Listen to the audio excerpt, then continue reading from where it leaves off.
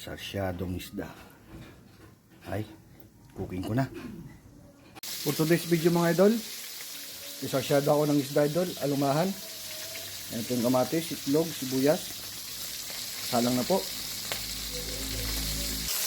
Isad ko na. First batch.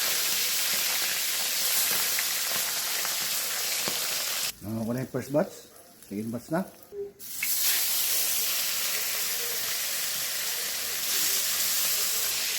Isad ko na mga idol. Ngayon ko na mga idol. Start na ako mag-isa. Buyas, bawang. Ginamit ko rin yung pinagprituan mga idol para malasa na.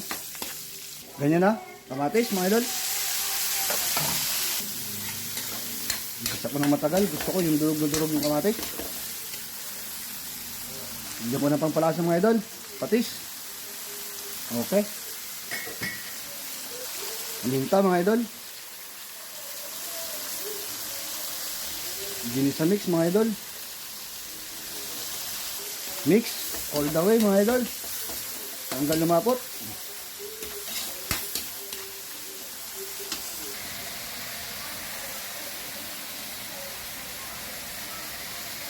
Pag ganyan na mga idol, gawin ng kunting tubig. Okay. Papakuluin lang.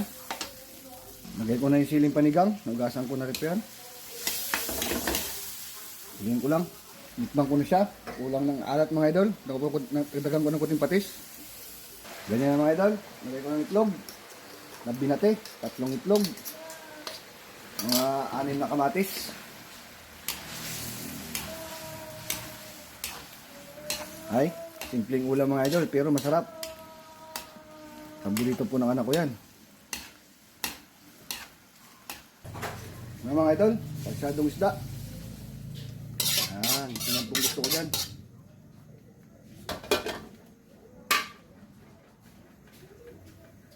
Ay, sayang ang pogi. Kain na po tayo ng hapunan.